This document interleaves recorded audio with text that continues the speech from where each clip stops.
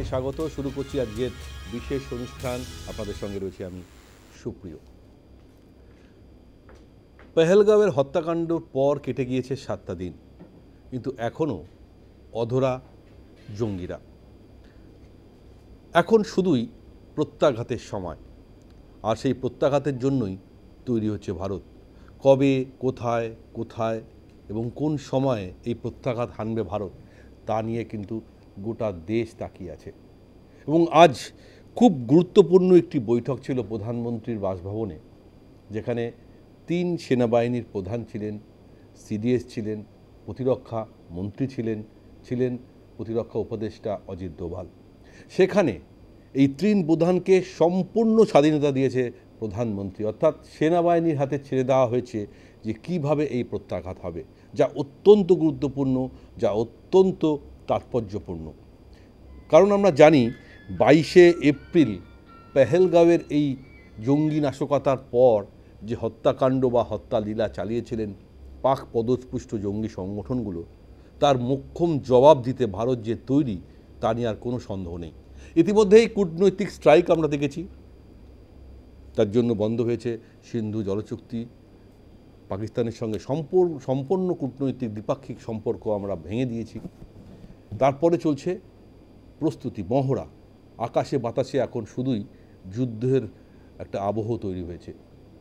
জলে, স্থলে, আকাশে সমস্ত জায়গায় চলছে মহড়া, অর্থাৎ 3 প্রধান, Indian navy, Indian army and Indian air force.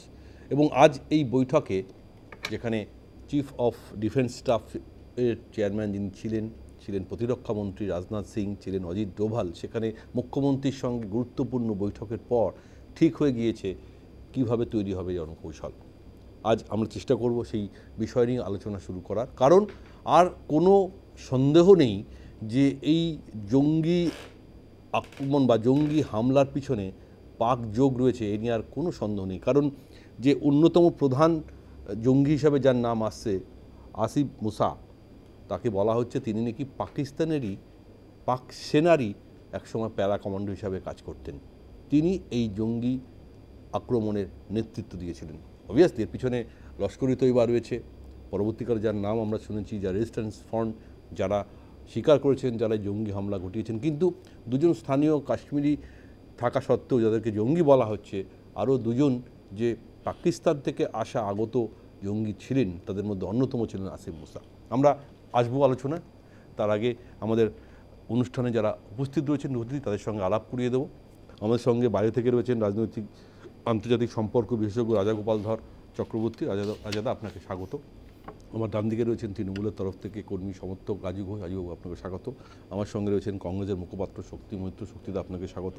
আমার সঙ্গে রয়েছেন বিজেপির মুখপাত্র সঞ্জিত ঘোষ। সঞ্জিতদা, আপনাকেও স্বাগত। এরপর আমাদের সঙ্গে আরও প্রাক্তন সেনাকর্তারা যোগ দেবেন, আসলে আপনাদের সঙ্গে আলাপ করিয়ে দেবো। তবে শুরুতে আমরা আজকের টপিক পয়েন্ট, যেটা টকিং পয়েন্ট, এবং সেই পয়েন্টটা নিয়ে আমরা একবার ঝালিয়ে নেব কী কী থাকছে আজকে এই টকিং পয়েন্টে। সেনাবাহিনীকে সম্পূর্ণ ছাড়, কোথায়, কিভাবে, কখন জবাব সিদ্ধান্ত নেবে সেনাবাহিনী। মোদির সিদ্ধান্তে বাড়ল যুদ্ধের সম্ভাবনা। যুদ্ধের পথেই পাকিস্তানকে জবাব দেবে ভারত। এই হচ্ছে আজকে আমাদের টকিং পয়েন্ট। আমরা যদি একটু মনে করি, 2016 সালে উড়িতে জঙ্গি আক্রমণের পর আমরা সার্জিক্যাল স্ট্রাইক করেছিলাম। 2019-এ পাঠানকোটে সিআরপিএফ কনভয় আক্রমণের পর বালাকোটে এয়ার স্ট্রাইক হয়েছিল। তাহলে কি এবার পেহেলগাঁওয়ের এই জঙ্গি হামলার পর আরও একটা সার্জিক্যাল স্ট্রাইক হবে? এখন সে প্রশ্নই কিন্তু ঘোরাফেরা করছে। কিন্তু আজকের এই গুরুত্বপূর্ণ বৈঠক এবং সেখানে সেনাবাহিনীকে পূর্ণ স্বাধীনতা দেওয়ার পর এখন সেই বিষয়ই কিন্তু সবার সামনে চলে আসছে। আমি শুরুতে প্রথম প্রশ্ন রাখবো রাজাগোপালদার কাছে। রাজাগোপালদা, যেভাবে প্রধানমন্ত্রী আজকে এই 3 সেনাবাহিনী প্রধানকে পূর্ণ স্বাধীনতা দিলেন পাকিস্তানের বিরুদ্ধে, কিভাবে রণকৌশল তৈরি হবে এবং কিভাবে আক্রমণ হবে বা কী কী স্ট্র্যাটেজি হবে, সেটা থেকে একটা জিনিস খুব পরিষ্কার, কোথায়, কখন, কোন সময় প্রত্যাঘাত হবে ভারতের তরফ থেকে, সেটাও খুব কি পরিষ্কার হয়ে গেল। রাজাদা,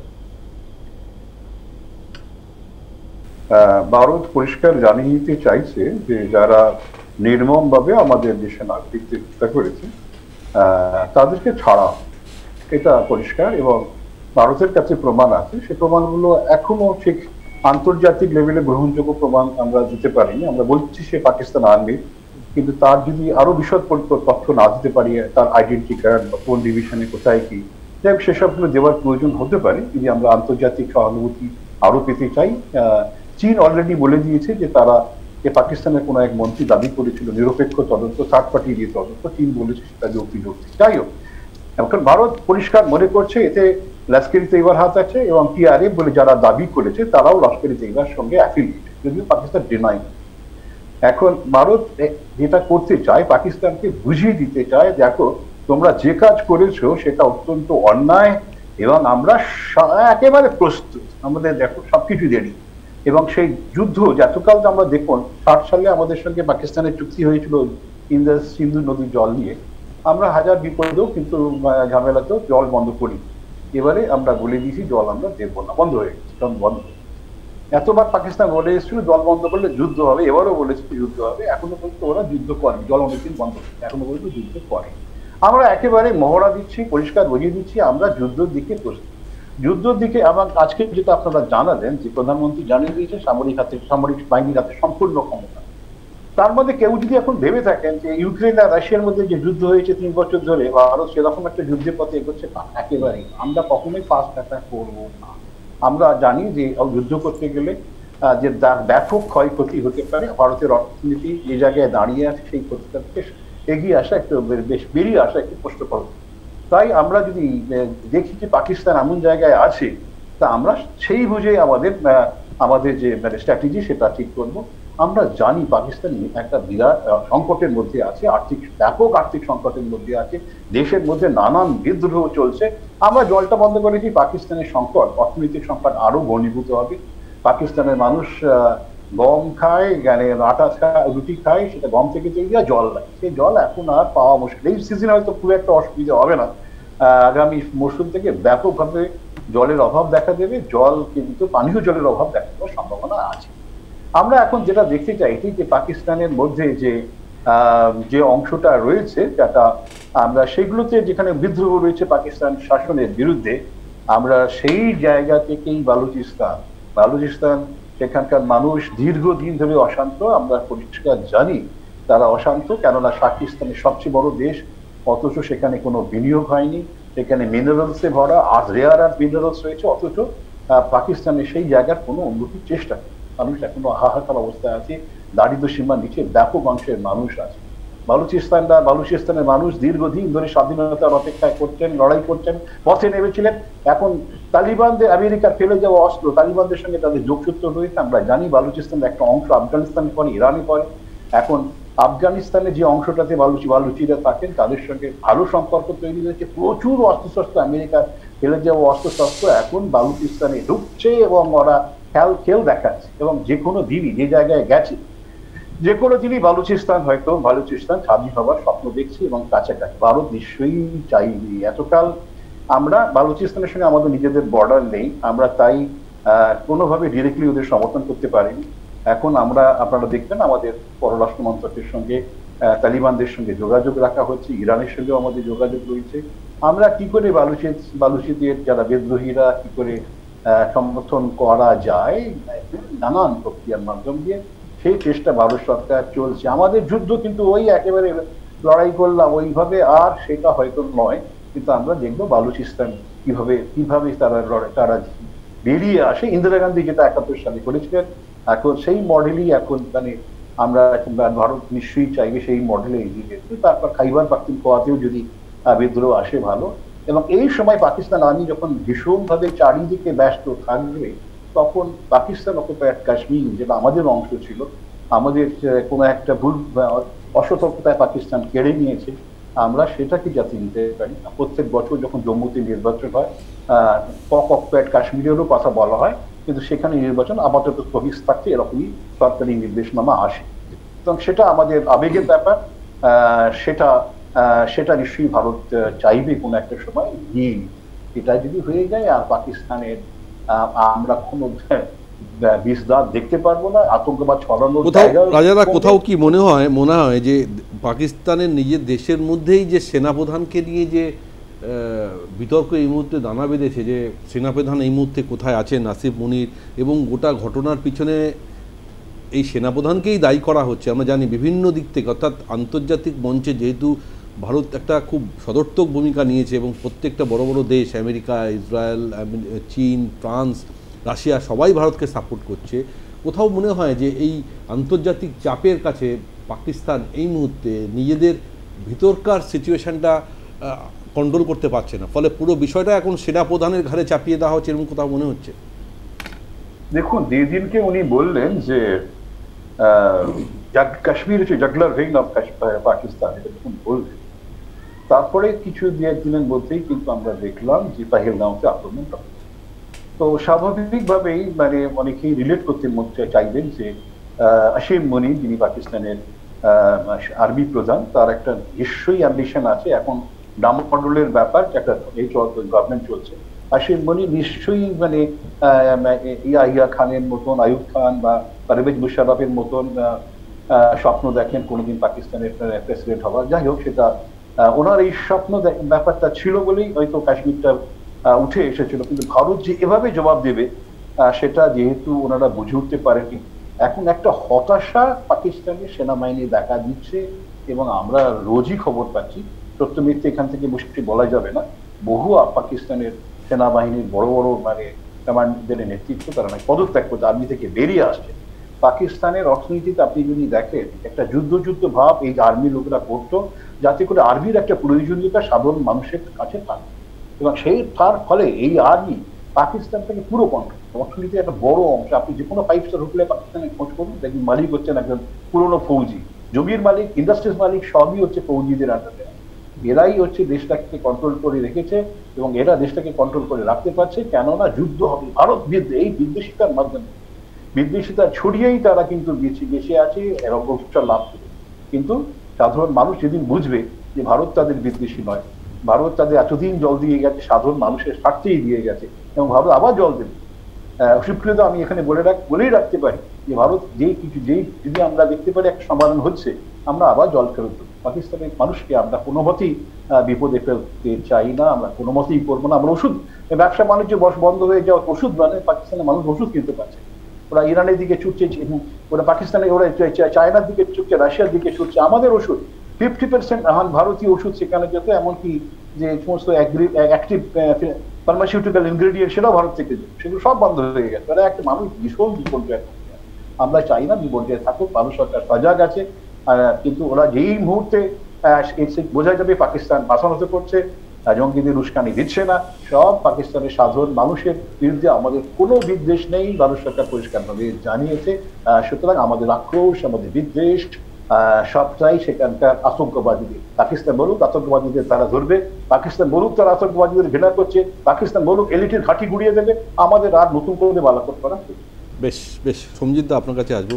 আজকে প্রধানমন্ত্রী যে সিদ্ধান্ত দিল এবং সেনাপ্রধানকে, 3 সেনাপ্রধানের সঙ্গে বৈঠকে একদম পূর্ণ স্বাধীনতা দিল সেনাবাহিনীকে, এটাতে খুব স্পষ্ট, খুব পরিষ্কার একটা বার্তা যে ভারতের এই মুহূর্তে কী স্ট্র্যাটেজি, অর্থাৎ যে কোনো সময় যে প্রত্যাঘাত হতে পারে বা হবে বা সার্জিক্যাল স্ট্রাইক হবে, সেটা কিন্তু এক প্রকার বলা যেতেই পারে, যদিও সেটা আমরা নির্ভর করবে যুদ্ধের অনেক রণকৌশল বা স্ট্র্যাটেজি আছে। কিন্তু আজকে এই সিদ্ধান্ত নিতে এত সময় লাগছে কেন, বারবার সবাই এ প্রশ্ন করছে, গোটা দেশ তাকিয়ে আছে। 7 দিন হয়ে গেল, এখনও জঙ্গিরা অধরা। অবশ্যই সেনা অভিযান চলছে, তল্লাশি চলছে, স্থানীয় কাশ্মীরি যে জঙ্গি যারা আছেন তাদের বাড়ি হয়তো বিস্ফোরণ দিয়ে উড়িয়ে দেওয়া হচ্ছে, কিন্তু আসল মাথাকে কিন্তু এখনও আমরা ধরতে পারছি না। ফলে কি কিছুটা হলেও চাপের মধ্যে আজকে সিদ্ধান্ত নিতে বাধ্য হলেন প্রধানমন্ত্রী? সঞ্জিতা? না, একদমই নয়।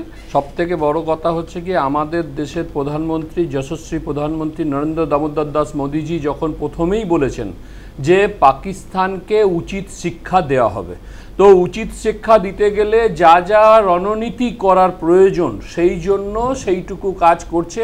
অনেকে বলছে 6 দিন হয়ে গেছে, 7 দিন হয়ে গেছে, 7 দিন হচ্ছে, এটা নিয়ে ভাববেন না। ভাববেন আমাদের দেশে যেভাবে একটা সুন্দরভাবে সরকার চলছিল এবং যেখান থেকে যশস্বী প্রধানমন্ত্রীর ওপর বিশ্বাস রাখতে হবে সবাইকে, প্রত্যেকটা ভারতবাসীকে বিশ্বাস রাখতে হবে। তিনি যে কথা বলেন এবং তিনি যে দায়িত্ব নিয়ে কাজ করেন সেটার প্রমাণ আমরা পূর্বে পেয়েছি, এখনো পাবো। আর সেজন্য দেখবেন আজকে যে বৈঠক হয়েছে, এই বৈঠক অত্যন্ত গুরুত্বপূর্ণ বৈঠক, এবং এই বৈঠক থেকে একটা পরিষ্কার যে আমাদের দেশ পাকিস্তানের মতন একটা যারা জঙ্গি তৈরি করে, যারা আমাদের বিচ্ছিন্ন এবং সারা জীবন ধরে মানে ৭৪ বছর স্বাধীনতার ইয়ের পর থেকেও দেখতে গেলে সমস্ত ব্যাপারে ভারতকে ডিস্টার্ব করে, তো তাদেরকে একটা উচিত শিক্ষা দিতে হবে। আর সেইখান থেকে এখন যে নাম উঠে আসছে এই পুরো মূল চুক্তির যে কাজটা করেছে মুসা, সৈয়দ মুসা, তাই এই মুসা নাকি হাসিম মুসা, তো এই মুসা নাকি পাকিস্তানের কমান্ডো এক সময় ছিলেন।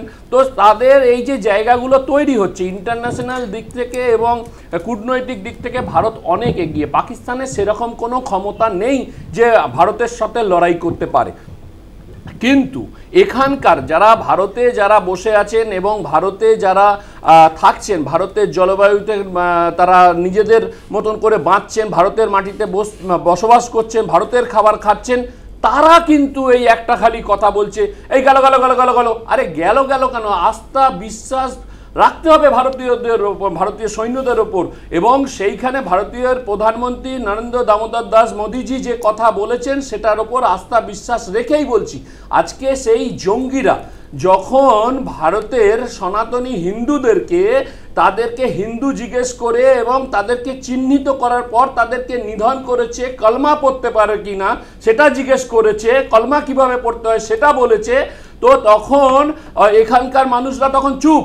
আজকে যে জায়গাটা তৈরি হচ্ছে 6 দিন কেন 7 দিন হোক তাতেও অসুবিধা নেই, কিন্তু এর প্রতিরোধ হবে। আর একটা কথা আমি এখানকার মানে বুদ্ধিজীবীদের বলতে চাই, যখন হিন্দু সনাতনদের দেহ মাটিতে পড়ে রয়েছে তখন এখানকার বুদ্ধিজীবীরা স্তূপ, কোনো কথা নেই। আর যেই লুঙ্গির একটুখানি ইয়েতে যদি গিট আলগা হয়ে যায় তখন বলে কিনা গণতন্ত্র আক্রান্ত।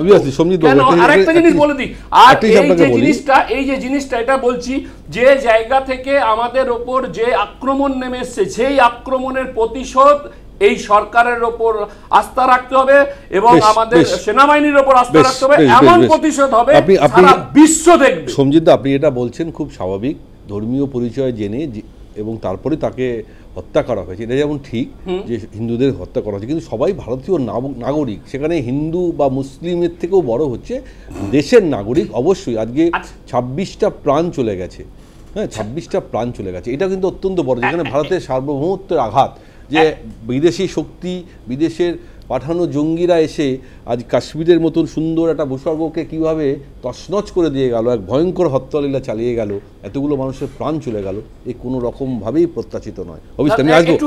আমার একটুখানি এক লাইনে আমি উত্তরটা দিয়ে দিই। দেখুন, এর আগেতে 26/11 হয়েছিল, সেখানে যেভাবে হত্যা হয়েছিল সেই হত্যার সঙ্গে এই হত্যার দেখুন অনেক রকম তফাৎ আছে। প্রত্যেকটা জঙ্গি হামলাতেই নানা রকমের আলাদা আলাদা বিষয় থাকে। না, এখানে একেবারে তাকে সনাতনী হিন্দু জিজ্ঞেস করার পর হয়েছে। এই কথাটা আমরা যেমন গর্বের সাথে বলছি, 85% হিন্দু সারা ভারতবর্ষে আছে, এই কথাটা ভারতীয় জনতা পার্টিরা বলতে পারে। আদার যারা সেকুলার আছে, এখন আপনাদের দল হয়তো এটাকে হাইলাইট করার চেষ্টা করছে, আমাদের দল বলে নয়, কিন্তু কেন্দ্রীয় সরকারের তরফ থেকে কিন্তু বারবার কখনোই কথা বলা হচ্ছে না যে হিন্দু মারা গেছে, হিন্দু মারা গেছে, ভারতের মানুষ মারা গেছে, এটা সবথেকে উল্লেখযোগ্য।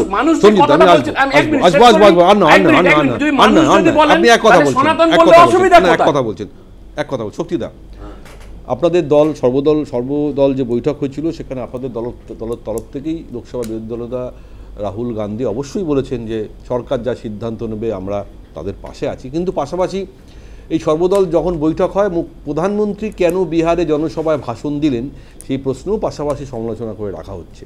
আমি জানি না প্রধানমন্ত্রী যদি আজকে জনসভায় গিয়ে বক্তব্য রাখেন এবং সেই বক্তব্যটা এমন বক্তব্য রাখা হয়েছে সেটাতে পুরোটাই দেশের জন্যই বক্তব্য রাখা হয়েছে, যে বা যারা এই জঙ্গি আক্রমণ করেছেন তাদেরকে ছাড়া হবে না এবং তাদেরকে সমূলে খতম করা হবে, এই বক্তব্যই রেখেছেন। জানি না কেন এটা নিয়ে আবার রাজনীতি হচ্ছে, যদিও আপনাদের তরফ থেকে বলা হচ্ছে স্পেশাল পার্লামেন্ট সেশন করার জন্য। আমি জানি না, সর্বদল বৈঠক হয়েছে, অবশ্যই পার্লামেন্ট সেশন হলে হয়তো আরও এমপিরা থাকবেন, বৈঠক করা হবে, কিন্তু আমি মনে হচ্ছে এই সময় প্রত্যেকটা দলকে কেন্দ্রীয় সরকারের পাশে থাকা উচিত, তাই না শক্তিদা?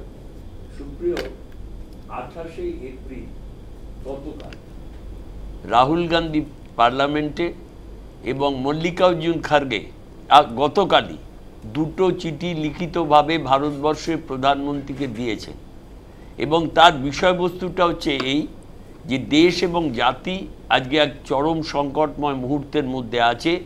এইখানে আমাদের উচিত সলিডারিটি দেখা এবং আমাদের সারা পৃথিবীকে দেখানো উচিত উই আর ইউনাইটেড। সেই জন্যে আপনি একটা পার্লামেন্টের সেশন ডাকুন এবং রাজ্যসভার একটা সেশন ডাকুন। সবচেয়ে যেটা তুমি প্রশ্ন করলে, আমি কতগুলো প্রশ্ন করি, যদিও আজকে কবে হয়েছিল, আজকে 7 দিন হয়ে গেল। 7 দিনের মাথায় সেনাবাহিনীর হাতে দায়িত্বটা ছেড়ে দেওয়া হচ্ছে। আচ্ছা, আমি একটা একটা করে জানতে চাই, যদিও এই ঘটনার যে ধরনের পদক্ষেপ কেন্দ্রীয় সরকার নেবে, রাজনৈতিক সংকীর্ণতার ঊর্ধ্বে উঠে দাঁড়িয়ে ওই হিন্দু মুসলমানের মতো কথা আমরা বলি না। আজকে যে কথা বলা হচ্ছিল, তাহলে প্রথমেই সংবিধানটাকে পুড়িয়ে দেওয়া উচিত, সেকুলারিজম কথাটা বাদ দিয়ে দেওয়া উচিত। বিজেপির এটা জানা উচিত যে ভারত ধর্ম নিরপেক্ষ রাষ্ট্র, 85% হিন্দু না 99% Hindu, that is not the criteria. You should have to demolish the constitution of India, তারপরে এই কথাটা বলবেন।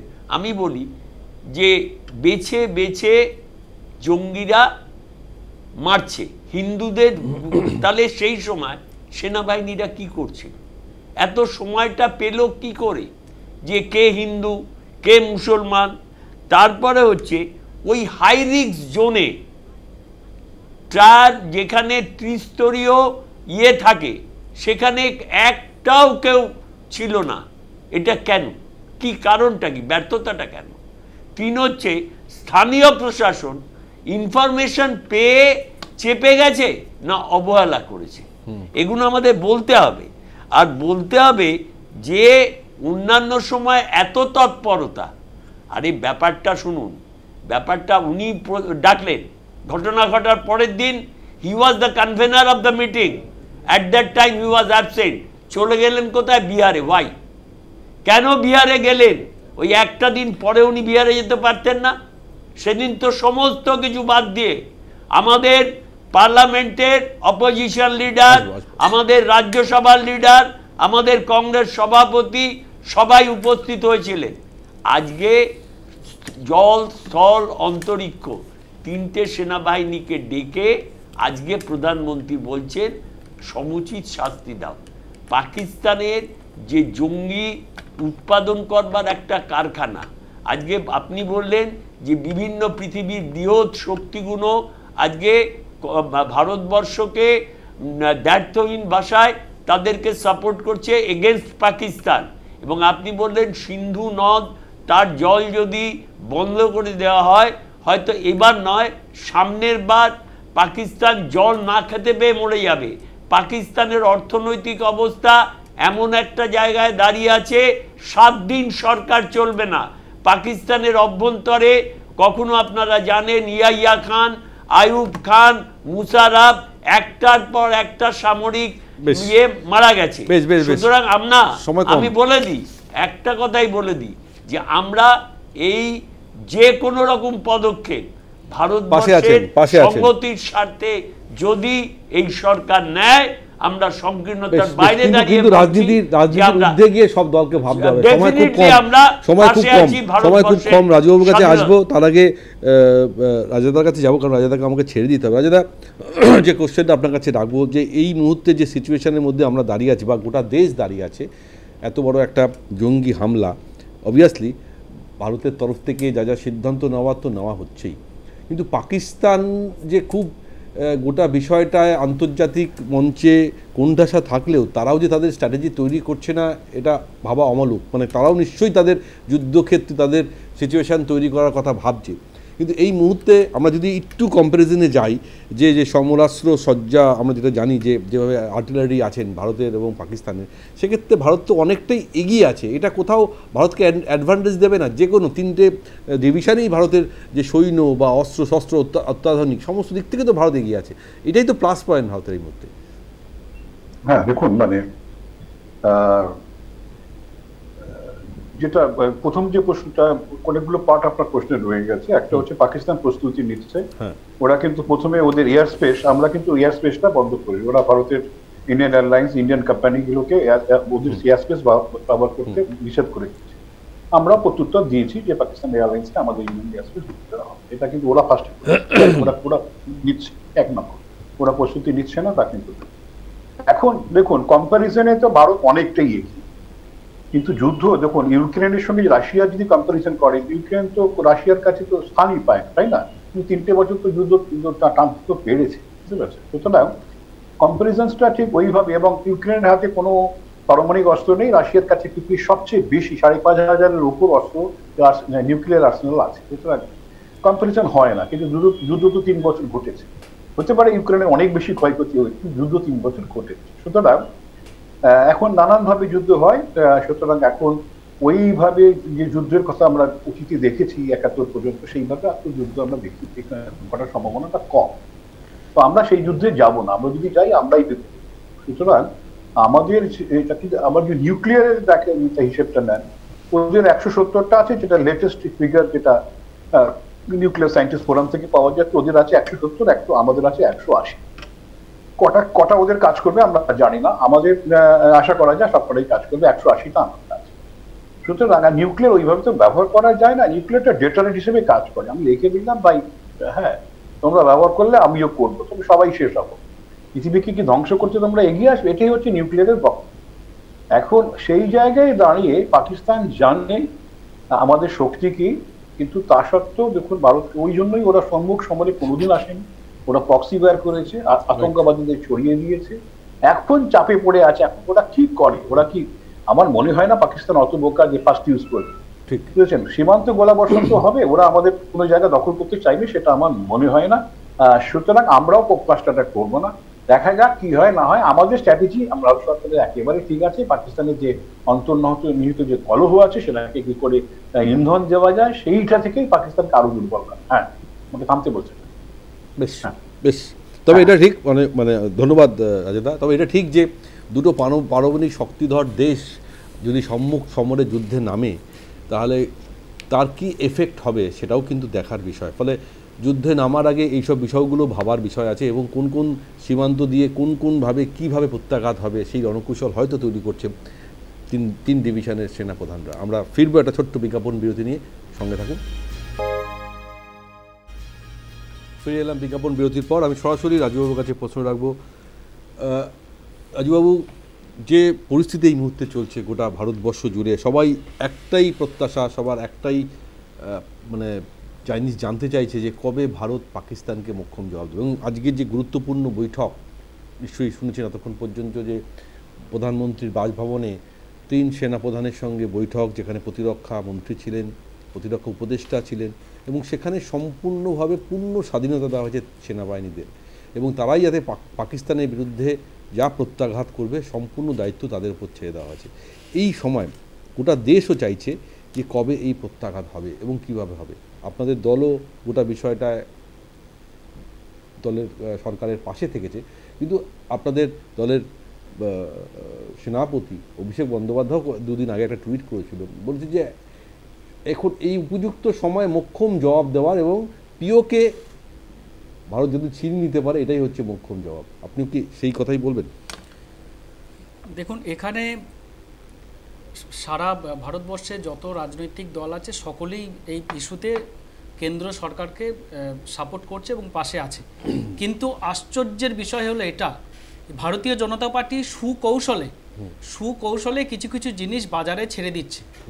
যেমন এমন কিছু কিছু জিনিস মিথ্যা প্রচার করছে, এখনও পর্যন্ত কন্টিনিউ মিথ্যা প্রচার করে যাচ্ছে। নাম্বার 1, আপনি একটু আগে বললেন যে সিন্ধু নদীর জল নাকি বন্ধ করে দিয়েছে, এরকম একটা বাজারে বিভিন্ন মিডিয়ায়, আপনি গেছেন কিনা জানি না, বিদেশ মন্ত্রকের তরফ থেকে বিবৃতি দিয়ে জানানো হয়েছে এইটাই হচ্ছে সম্পূর্ণ মিথ্যা প্রচার। সিন্ধু নদীর জল কোনো মতেই বন্ধ করা সম্ভব নয়, কারণ যে এলাকায় সিন্ধু নদীর জল বলছে বন্ধ করবে, সবার আগে জম্মু কাশ্মীর এতে চলে যায়। কথায় আছে না, একটা শিয়াল বলছে চলে আয় বাঁশের ডগে ডগে জল, কাক কোথায় থাকে দেখি। সিন্ধু নদীর জল বন্ধ করতে গেলে সবার আগে জম্মু কাশ্মীর ডুবে হয়ে যাবে। অতএব এই একটা মিথ্যা। তাছাড়া বন্ধ করতে গেলেও যে ইনফ্রাস্ট্রাকচার লাগবে, সেই ইনফ্রাস্ট্রাকচারটা বানাতে গেলেও 20 থেকে 25 বছর লাগবে। আপনি কি জেনে বলছেন? আমি সবটাই জেনে বলছি 20 থেকে 25 বছর লাগবে ইনফ্রাস্ট্রাকচার যখন এই ধরনের বিবৃতি দেওয়া হয় তখন সেটাকে ভুল প্রচার বা মিথ্যা কথা বলা যায়। মানে কেন্দ্র সরকার, এই যে কেন্দ্র সরকার বিদেশ মন্ত্রী যা বলবে সবটাই এরা মিথ্যার উপরে আছে। একটা সেন্টিমেন্ট তোলা, আমরা জল বন্ধ করে দিলাম, একটা পাগলও জানে যে সিন্ধু নদীর জল ওইভাবে বন্ধ করা সম্ভব না। দ্বিতীয় কথা হচ্ছে এরা দেখুন বারবার সুকৌশলে, যখন আপনি বিজেপির নেতাকে বলতে দিলেন, উনি যখন বলছিলেন বিজেপি স্পোক পারসন, উনি বারবার হিন্দু মারা গেছে, হিন্দু মারা গেছে, হিন্দু মারা গেছে বলে ইস্যুটাকে কনভার্ট করে মানুষের মাইন্ডের মধ্যে হিন্দুর উপর একটা সেন্টিমেন্ট খেলার চেষ্টা করছে। কিন্তু একবারও বললো না কেন্দ্র সরকার যে তারা সুরক্ষা দিতে অক্ষম। বিএসএফ এর বেড়া টপকে যেখানে 50 মিটার দূরে দূরে একটা করে বিএসএফ এর জওয়ান দাঁড়িয়ে থাকে, এমন একটা সিকিউরিটি স্টেট যেখানে বাইরের লোক গেলে তার ফোনের সিম কার্ডটা বন্ধ হয়ে যায়, এমন একটা সিকিউরিটি স্টেট যেখানে এয়ারপোর্ট থেকে নামলে ইমিগ্রেশনের মতো তাকে সমস্ত চেক করে তবে সেখানে শ্রীনগরের এন্ট্রি দেওয়া হয়, এমন একটা জায়গায় সেখানে এত জঙ্গি ঢুকে গেল। সেই জঙ্গিটা প্রথমে ঢুকে রেকি করলো, রেকি করার পরে এমন একটা জায়গায় ঘটনা ঘটালো যেখানে হেঁটে যাওয়া যায় বা ঘোড়ার পিঠে যাওয়া যায়, সেখানে গাড়ি নিয়ে যাওয়া যায় না, সেখানে হেঁটে চলে গেল জঙ্গিরা, 15 মিনিট ধরে গুলি চালালো এবং এই বিজেপির কথা মতো হিন্দু মুসলিম দেখে দেখে গুলি চালালো। কেউ সিকিউরিটির জন্য কেউ আসলো না, কোনো ফোর্স আসলো না, সেখানে গুলি চালালো। 15 মিনিট পর আবার হেঁটে হেঁটে তারা পাকিস্তান চলে গেল। এই সমস্ত জবাবগুলো এড়ানোর জন্য বিজেপির নেতারা জেনে বুঝে বারবার তারা একটা করে কথা বলছে যে হিন্দু মারা গেছে। কেন তাদের ভারতীয় মারা গেছে বলতে কি অসুবিধা? পাকিস্তানের লোক ঢুকলো কিভাবে এখানে, জঙ্গিরা সিকিউরিটি টপকে ঢুকলো কিভাবে এখানে, সেটাই হচ্ছে তো লাখ টাকার প্রশ্ন। সেই প্রশ্নটার উত্তর যাতে না দিতে হয়, হিন্দু মুসলমানের গল্প ফেঁদে এরা মার্কেট থেকে এরকম সেন্টিমেন্ট করাবার তালে রয়েছে। নরেন্দ্র মোদী 2014 সালে ক্ষমতায় আসার আগে তখন কংগ্রেসের প্রধানমন্ত্রীকে প্রশ্ন করছে যে সিকিউরিটি বিএসএফ তো কেন্দ্রের আওতায়, 2008 সালে বলেছিল না, হ্যাঁ, তাহলে কেন্দ্রের আওতায়, তাহলে কেন কিভাবে জঙ্গি আক্রমণ হচ্ছে? প্রধানমন্ত্রীকে যখন 370 সরানো হলো তারপরেও বলতে শোনা গেল 370 করে সেখানে জম্মু কাশ্মীর এবং আমরা সুরক্ষিত করে দিয়েছি এবং জঙ্গিদের কোমর ভেঙে দিয়েছি। তারা আর কোনো অ্যাটাক করতে পারছে না, পারছে কেউ অ্যাটাক করতে? কেউ পারছে না, কারণ জঙ্গিদের আমরা কোমর ভেঙে দিয়েছি। তাহলে ভাঙা কোমর নিয়ে জঙ্গিরা কিভাবে ওই 40 মিনিট ঘোড়ায় চড়ে ওপরে উঠলো, 15 মিনিট গুলি চালালো, তারপরে আবার 40 মিনিট হাঁটা পথে পাকিস্তান চলে গেল। বেশ, আমি এই প্রশ্নের উত্তর নেব। সমজিৎ দা, বারবার যেটা বলা হচ্ছে অবভিয়াসলি একটা বড় সিকিউরিটি ল্যাপস তো আছে, ইন্টেলিজেন্স ফেলিওর আছে, এবং যে জিনিসটা কিন্তু খুব কমভাবেই বলার চেষ্টা হচ্ছে। কেন এটা বলা হচ্ছে আমি জানি না। যেখানে স্বরাষ্ট্র দপ্তরকে দায়ী করা হচ্ছে, বিএসএফকে বারবার বলা হচ্ছে যে কীভাবে সীমান্ত টপকে এতগুলো জঙ্গি ঢুকে পড়লো, রেকি করলো, নির্বিচারে তারা হত্যা লীলা চালালো, পালিয়ে গেল। অবশ্যই এখনও সেনা অভিযান চলছে, তল্লাশি হচ্ছে, এটা চোর পালালে বুদ্ধি বাড়ে। আমরা কেন শিক্ষা নিইনি উড়ির মতন ঘটনা থেকে, কেন শিক্ষা নিইনি আমাদের পাঠানকোটের ঘটনা থেকে? কি বলবেন? কোথাও মনে হচ্ছে না যে এটা কেন্দ্রীয় সরকারের ফেলিওর? কোনো রকমই ব্যর্থতা নয়। দেখুন, বিরোধীরা যা বলবে সেটাকেই মেনে নিলে চলবে না। একটা জিনিস যখন কোনো ঘটনা ঘটে, ঘটনাটা কখনো বলে আসে না, ঘটনাটা ঘটে যাবার পর। আর এনারা যে কথাগুলো বলছেন, তৃণমূল যে কথা বলছেন, কংগ্রেস যে কথাগুলো বলছেন, ওনারা বলছেন যে সংবিধান, বাবা সাহেব আম্বেদকর যখন সংবিধান লিখেছিলেন সেই সংবিধানের পরে পরিবর্তন কে করেছিল? কংগ্রেস সরকার করেছিল। কে সেকুলার লিখেছিল? সেকুলার কথাটা কেন আসছে পরপর কথা বলে? আমি সেকুলার বলতে উত্তর দেবো ওই প্রশ্ন। আমাকে উত্তর দিতে হবে। উনি বলেছিলেন, আমি তখন নিশ্চুপ ছিলাম। আর এই তৃণমূল বলবে, কংগ্রেস বলবে, একটা মুখ্যমন্ত্রী দল বলবে কিনা যে জল বন্ধ হয়ে গেছে সেটা আমরা মানবো না। আরে পশ্চিমবঙ্গে যখন মুর্শিদাবাদে ঘটনাগুলো ঘটলো, আজকে কতদিন কি করতে পেরেছে? কিছু করতে পারেনি, কেউ কিছু করতে পারেনি। কংগ্রেস এবং তৃণমূল যে কথাগুলো বলে সবটাই মিথ্যে কথা বলছে, মানুষকে ভুল বিভ্রান্ত করে শিক্ষা দেওয়ার জন্য চেষ্টা করছে। আরে কথাটা শুনুন না, আরে এই কথাটা বলুন। যখন 48 ঘন্টা টাইম দেওয়া হয়েছিল যে পাকিস্তানের নাগরিকদেরকে বের করা, দেশের প্রত্যেকটা রাজ্য থেকে বের করা হয়েছে, পশ্চিমবঙ্গে কজনকে বের করা হয়েছে, কজন এখানে যে বিজেপি রয়েছে, এই যে একটাও বার করতে পেরেছে? একটাও বার করতে পারেনি। কেন? তার কারণ হচ্ছে পশ্চিমবঙ্গ সরকার আর এই কংগ্রেস সরকার যতই যাই করুক না কেন, মুখে যাই বলুক না কেন যে আমরা পাশে আছি, সরকারের পাশে থাকে না, দেশ বিরোধী কথাবার্তা তারাই বলে। আর যে কোনো ইয়েতে একটা করে ইস্যু তোলে যে আমরা ইয়ে করছি। আরে ভারতীয় জনতা পার্টি এবং যে কথাটা বলতে হচ্ছে সেই কথাটাকে মান্যতা দেবেন। খুব সংক্ষেপে যে কথাটা বলছি সেটা হচ্ছে গিয়ে দল ইন্টেলিজেন্স ফেলিওর আপনি কি মানছেন? একদমই নয়, কারণ যে জায়গাটায় আমাদের যে রকম সেনাবাহিনীরা রয়েছে, আরে সর্বদল বৈঠকে আপনাদের দলের মন্ত্রী বলেছে ইন্টেলিজেন্স আমরা ফেল হয়েছে, সেখানে আপনি বলছেন মানছি না, এটা কি করে হয়? যেভাবে যে জায়গাটা চলছে একটা ল্যাপসেশন কি, যদি কখনো একটা ঘটনা ঘটে যে সরকার থাকে তার উপরে কিছু আঙুল তোলা হয়, কিন্তু যেভাবে এখানে শান্তিপ্রিয় জায়গাটায় যেখানে ডেভেলপড হচ্ছিল, যেভাবে উন্নয়ন হচ্ছিল, তখন তো কেউ কোনো কথা বলেনি। 370 রদ করার পর কংগ্রেস এবং আজকে যারা এই দায়িত্ব নিয়েছিলেন তখন তারা বলছিলেন ভোট করুন, ইলেকশন করুন। আরে কিছুদিন তো রাখার কথা ছিল। তারা এই দায়িত্বটা যখন নিয়েছিলেন তখন যখন ওখান থেকে 370 রদ করার পর এটা নিয়ে কোনো সন্দেহ নেই, এটা সরকারটাও কিন্তু কংগ্রেসের। না, 370 ধারা রদ হওয়ার পর পাকিস্তানে যে জঙ্গি নাশকতামূলক কাজ যারা করতো বা জঙ্গি হামলা হতো বা জঙ্গি আক্রমণ হতো সেটা হয়তো অনেকটা কমেছে। অশান্ত ভূস্বর্গ হয়তো শান্ত হয়েছিল, স্থানীয় কাশ্মীরিরা পর্যটকদের আনাগোনায় তাদের ব্যবসাও বাড়ছিল এবং ভালোই ব্যবসা হচ্ছিল। কিন্তু আবার নতুন করে এই অশান্ত কাশ্মীর হওয়াতে সবথেকে ক্ষতি হলো কাদের জানেন? যারা কাশ্মীরি, যারা এই পর্যটকদের আগমনের ওপর তাদের জীবন জীবিকা নির্ভর করত, তাদের এই রোজগারের উপরই তাদের সারাটা বছর চলতো। আজকে কিন্তু সেখানে পর্যটক শূন্য। আমরা বারবার সে ছবি দেখছি, কতটা কষ্টের মধ্যে, কতটা দুঃখের মধ্যে, কতটা যন্ত্রণার মধ্যে তারা আছে। কিন্তু কেন্দ্রীয় সরকার, আমি জানি না, হয়তো কোথাও মনে হয় যে ওভার কনফিডেন্স ছিল, নাহলে এরকম একটা এলাকায় যেখানে অত্যন্ত একটা দুরূহ জায়গায় যেখানে ঘোরা করে অতটা যেতে হয়, বৈষ্ণব ভ্যালিতে যেখানে বলা হয় মিনি সুইজারল্যান্ড, সেখানে অতটা জায়গায় কেন কোনো সিকিউরিটি নেই বা কোনো সিআরপিএফ নেই বা জম্মু কাশ্মীর পুলিশ নেই, সেটাও কিন্তু অবশ্যই একটা বড় প্রশ্ন। আমরা ফিরবো, শক্তিদারও উত্তর নেব, তার আগে ছোট্ট একটা বিজ্ঞাপন বিরতি। ফিরে এলাম বিজ্ঞাপন বিরতির পর। আমরা আলোচনা করছি আজকের গুরুত্বপূর্ণ বৈঠক যেটা প্রধানমন্ত্রীর বাসভবনে হলো এবং যেখানে সেনাবাহিনীকে পূর্ণ স্বাধীনতা দিল প্রধানমন্ত্রী, অর্থাৎ পাকিস্তানের বিরুদ্ধে যে যুদ্ধের যে আবহ তৈরি হয়েছে গোটা দেশ জুড়ে, তার সিদ্ধান্ত পুরোটাই সেনাবাহিনীর উপর ছেড়ে দেওয়া হয়েছে। আমি এই মুহূর্তে আমাদের সঙ্গে অনলাইন যোগ দিয়েছেন defence analyst RK Srivastava. Srivastava সাহেব, আপনাকে অনেক ধন্যবাদ আমাদের সঙ্গে যুক্ত হওয়ার জন্য। শ্রীবাস্তব সাহেব, আপনি নিশ্চয়ই শুনেছেন আজকে প্রধানমন্ত্রীর যে সিদ্ধান্ত, যে আমরা বারবার যে কথাটা বলছিলাম যে কখন কোথায় কোন সময়ে এই আক্রমণ হবে, অর্থাৎ ভারতের তরফ থেকে স্ট্রাইক হবে বা সার্জিক্যাল স্ট্রাইক যাই বলুন আপনাদের সামরিক পরিভাষায়, আজকে কিন্তু একটা ইঙ্গিত সেটা স্পষ্ট হয়ে গেল। প্রধানমন্ত্রী সম্পূর্ণ ছাড়, অর্থাৎ ভারতীয় সেনা দক্ষতার উপরে আস্থা রেখে একদম 3 সেনা প্রধানের সামনে বৈঠকে, প্রতিরক্ষা মন্ত্রীর সামনে বৈঠকে, প্রতিরক্ষা উপদেষ্টা অজিত দোভালের সামনে যে সিদ্ধান্ত নিয়েছেন, তাহলে কি এটা আমরা ধরে নিতে পারি যে কিছুটা হলেও ভারত এই আক্রমণের পথে আরও এক পা এগিয়ে গেল?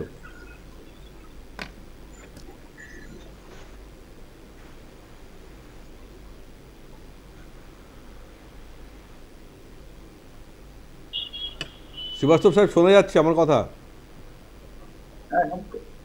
আমার প্রশ্ন, নমস্কার। হ্যাঁ নমস্কার, আমার প্রশ্ন শুনতে পেয়েছেন? আপনি আমার থেকে জিজ্ঞেস করছেন? হ্যাঁ অবশ্যই। হ্যাঁ আমি শুনতে পেরেছি। হ্যাঁ স্যার নমস্কার। দেখুন, এই যে আজকে প্রধানমন্ত্রী যেটা নিজের ওনার বাড়িতে যেটা মিটিংটা হলো, that is the last and final step. এই ব্যাটল প্রসিজার এটা আমরা বলি, এটা প্রিপারেটরি স্টেজ আমরা বলি। আর এটা ব্যাটল প্রসিজারে এটা প্রিপারেটরি স্টেজে ফাইনাল পয়েন্ট যেটা আছে কি whether the nation, রাষ্ট্র যেটা আছে ওর একটা পলিটিক্যাল উইল আছে কিনা। এন্ড এই পলিটিক্যাল উইলটা কে ডিসিশনে, বারবার army doesn't take all the decision তো আপনার পলিটিক্যাল লোককে নিতে হবে। আজকে প্রধানমন্ত্রী বাড়িতে যেটা মিটিং হলো, ওর মধ্যে উনি প্রসিজারলি উনি যখন বললেন কি আমি 3টে সেনার অঙ্গে ওদেরকে আমি অনুমতি দিচ্ছি, ওরা যা স্বাধীনভাবে যে কিছু করতে পারে, এর মানে হলো উনি মেসেজ দিচ্ছেন। কোথায় মেসেজ দিচ্ছেন? Not only to Pakistan but to the world, পুরো বিশ্বকে উনি মেসেজ বলছেন কি পুরো বিশ্বে আমাদের ব্যাটল প্রসিজার স্টার্ট হয়ে গেছে। এখন ব্যাটল প্রসিজারে মানে আমাদের পলিটিক্যাল উইল আছে, রাষ্ট্রের একটা অনুমতি আছে যে সেনা বাহিনী যেটা 3টে অঙ্গ আছে, এয়ারফোর্স, নেভি এন্ড আর্মি, পদাতিক সেনা যেটা আছে, ওরা এখন নিজের অপারেশন করতে পারে, ওরা একটা টার্গেট সিলেকশন করতে পারে।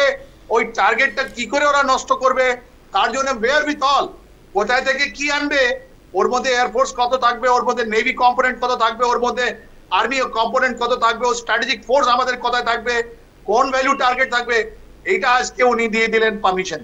আর এই পারমিশন সঙ্গে সঙ্গে আমাদের পুরো ব্যাটল প্রসিজারের শেষ।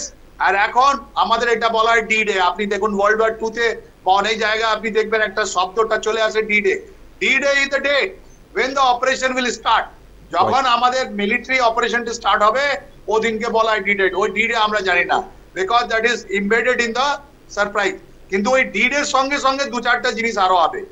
ওর মধ্যে কি আছে, নিউ ইয়র্ক টাইমস যদি আপনি পড়েন বা নিউ ইয়র্ক টাইমস বা বিদেশিতে যতগুলো স্ট্র্যাটেজিক ফোরাম আছে ওখানে যে কথাগুলো হচ্ছে, ওর মধ্যে হচ্ছে কি কোথায় ইন্ডিয়া অ্যাটাক করবে, কোথায় কি করবে না। পাকিস্তানের সঙ্গে বারবার আমরা বলছি কি 3টে রকমে আমাদের বর্ডার আছে, একটা ইন্টারন্যাশনাল বর্ডার আছে, একটা লাইন অফ কন্ট্রোল আছে, আর একটা এজিপিএল আছে। কিন্তু এই যে আপনার এই যে মিলিটারি অপারেশন যেটা স্টার্ট হবে, এটা কি ইন্টারন্যাশনাল বর্ডারে হবে না লাইন অফ কন্ট্রোলে হবে না এজিপিএল সিয়াচিনে হবে? ওরা বলছে না, শুধু যেরকম আগে হয়েছিল কার্গিল যুদ্ধে 99-এ যতগুলো মিলিটারি অ্যাকশন ছিল এটা লাইন অফ কন্ট্রোলে হয়েছিল। কিন্তু 99-এর পর আমরা দেখছি পাকিস্তান আবার অ্যাটাক করলো আমাদের পার্লামেন্টকে, ওরা আবার অ্যাটাক করলো আমাদের মুম্বাইতে 2008-এ, তারপরে ওরা আবার অ্যাটাক করলো আমাদের পাঠানকোট এয়ারফোর্স, তারপর আবার পুলওয়ামা হলো, এটা পালগাঁও হলো। তার মানে ওরা বারবার এসব করার সত্ত্বেও ওরা এখন মানছে না। তার মানে কি হলো, ওদেরকে এরকম একটা টার্গেট ওরা ডেসিগনেট করতে হবে, যেটা টার্গেট ডেসিগনেশন পলিটিক্যাল পাওয়ার দিয়ে দিয়েছে পাওয়ার। তার মানে এনএসএ যিনি আছেন, ন্যাশনাল সিকিউরিটি অ্যাডভাইজার, যিনি ইন্টেলিজেন্স কে হেড করছেন, কখনো টার্গেট গুলোকে আইডেন্টিফাই করেছেন। উনি বলেছেন আমার টার্গেট প্রায়োরিটি 1, প্রায়োরিটি 2, প্রায়োরিটি 3 আছে। নাম্বার 1 অ্যাপ্রুভাল নিয়েছেন প্রাইম মিনিস্টার সঙ্গে। প্রাইম মিনিস্টার কি করেছেন, বলছেন ওকে গো হেড। তারপর এখন আমাদের চিফ অফ ডিফেন্স স্টাফ আছেন, উনি বসে 3টে নেবেন, স্ট্র্যাটেজিক ফোর্স নেবেন। এখন ওরা বলবেন কি এই টার্গেটকে নিউট্রালাইজ করার জন্য কত আমাদের এয়ারফোর্স লাগবে, কত নেভি লাগবে, কত শ্রীবাস্তব সাহেব, আরো একটা গুরুত্বপূর্ণ এবং তাৎপর্যপূর্ণ বিষয়, আমাদের S-400 লাগবে। শ্রীবাস্তব সাহেব, এই প্রসিজারটা আজকে বিকেল বেলা থেকে আরম্ভ হয়ে গেল। তার মানে হয় না কি 24 to 72 আওয়ার্সে আমাদের অপারেশন শুরু হবে, তার মানে হয় না। এটা হয়তো আজকে রাত্রি স্টার্ট হতে পারে, হয়তো 1 মাস লাগবে। কেন যে আমি যে স্ট্র্যাটেজিটা দেখছি, ইন্ডিয়ার যেটা স্ট্র্যাটেজি যেটা আরম্ভ হয়েছে দেখছি আমরা, এরা ব্লকেডে গেছে, ইকোনমিক ব্লকেডে গেছে। বলছি বিহার ইলেকশনের পরে হবে না আগে হবে? হ্যাঁ, কি বলছেন? বিহারের ইলেকশনের আগে হবে না পরে হবে? আগে হবে। এটা তো পলিটিক্যাল ডিসিশন আছে, আর এখন তো সবার পার্টির একটা আমার একটা প্রশ্ন আছে শ্রীবাস্তব সাহেব, শ্রীবাস্তব সাহেব একটা প্রশ্ন আছে। ডিসিশনকে অপোজ করবে না, এন্ড সঙ্গে সঙ্গে যখন অ্যাটাক হবে আপনাকেও জানার দেওয়া হবে, কেন যে state of emergency will be political wheel তো আছে। আমার একটা প্রশ্ন আছে শ্রীবাস্তব সাহেব, পাকিস্তান আর্মি, তারপরে আইএসআই, তারপরে হচ্ছে আপনার এই জঙ্গি সংগঠন, অর্থাৎ এই যে একটা বিন্যাস পাকিস্তানে থেকে কিভাবে জঙ্গিরা তৈরি হয়, ট্রেনিং করে এবং ভারতে আসে, এবং সেনা থেকে শুরু করে তাদের ইন্টেলিজেন্স আইএসআই, এবং তারপরে হচ্ছে সেই তার নিটফল হচ্ছে রিফ্লেকশন হচ্ছে জঙ্গি, এবং যারা যে কোনোভাবেই চলে আসে। আজকে যে আসিফ মুসা যার কথা বলা হচ্ছে যে হচ্ছে এই হত্যাকাণ্ডের সঙ্গে যুক্ত, সে নাকি পাকিস্তানের প্যারা কমান্ডার ছিল। অর্থাৎ এখানে পরিষ্কার যে পাক সেনা থেকেই তাকে তৈরি করা হয়েছে, ট্রেনিং দেওয়া হয়েছে, তারপরে তাকে পাঠিয়ে দেওয়া হয়েছে জঙ্গি সংগঠন লস্করে তৈবাতে, এবং তারপরে সে আজকে এই হত্যাকাণ্ডগুলো চালিয়েছে। শুধু এইটা নয়, এর আগেও বারামুলা, পুঞ্চ, বিভিন্ন জায়গায় কিন্তু বিভিন্ন হত্যাকাণ্ডের সঙ্গে যুক্ত ছিল আসিফ মুসা। ফলে একটাই পরিষ্কার যে পাক যোগ যে স্পষ্ট, এটা নিয়ে তো কোনো সন্দেহ নেই। দেখুন, আপনাকে একটা কথা বলে দিই, আমি এত সহজ নয়। পাকিস্তান আর্মির মধ্যে ইন্টারনাল টার্ময়েল আছে। পাকিস্তান আর্মি যেটা 1971-এ পরে ছিল, ওর মধ্যে অনেক তফাৎ আছে। আপনি 2023-এ দেখুন, মে মাসে ওদের কোর কমান্ডার ছিলেন লাহোরে, ওর বাড়িতে ঢুকে ওদের পাকিস্তানি লোকরা ওকে মেরেছে। এই ইমরান খান যেরকম বলছেন, ওদের আর্মিকে যেরকম উনি ডাউন প্লে করেছেন, উনি বলছেন 1947 থেকে 2023 পর্যন্ত পাকিস্তান আর্মি কোনো যুদ্ধ জেতেনি। হয়তো ওদের আর্মি জেনারেল গুলো, যার মধ্যে ফিল্ড মার্শাল আইয়ুব, তারপরে হলো আইয়া, তারপরে জিয়াউল হক, তারপরে পারভেজ মুশারফ, ওরা যেভাবে পাকিস্তানকে যেরকম চালিয়েছে ওটা নিজের জন্য চালিয়েছে, তাই জন্য বলা হয় প্রত্যেকটা দেশের জন্য একটা আর্মি হয়, আর পাকিস্তান আর্মি একটা দেশ আছে। আজকে আসিম মুনির এই ইনডাইরেক্টলি এই গভর্নমেন্টটাকে চালাচ্ছেন, নাহলে ওনাকে ইমরান খানকে রিলিজ করে যদি উনি করতেন উনিও বুঝতে পারতেন উনি থাকতে পারবেন না। হু ইজ আসিম মুনির এটা আপনি বোঝেন।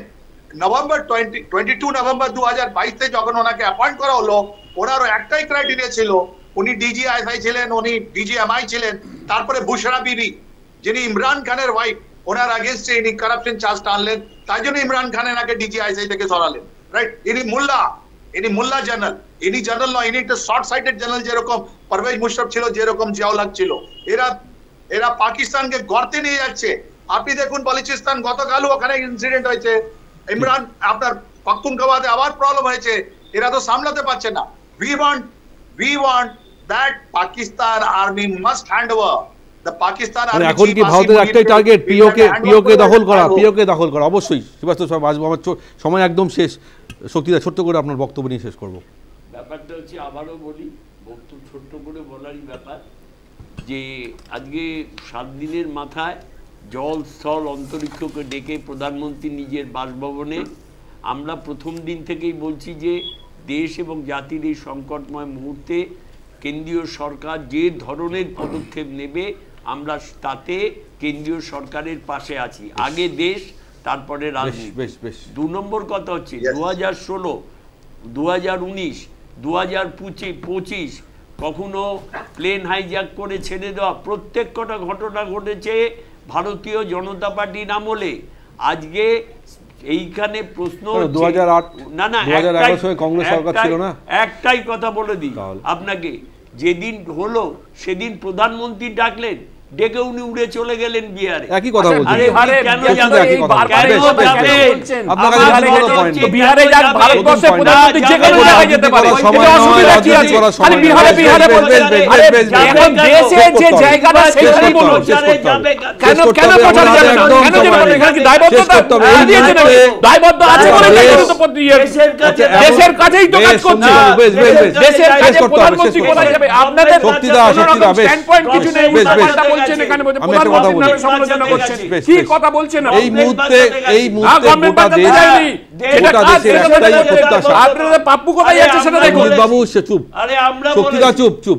এই মুহূর্তে গোটা দেশের একটাই প্রত্যাশা, কবে পাকিস্তানকে যোগ্য জবাব দেবে ভারত, এবং তার প্রিপারেশন বা তার সিদ্ধান্ত ইতিমধ্যে আজ নেওয়া হয়ে গেছে। কিছুটা শ্রীবাস্তব সাহেব বললো ডি-ডে, যেটাকে টেকনিক্যাল টার্ম, অবশ্যই আমরাও আশা থাকবো।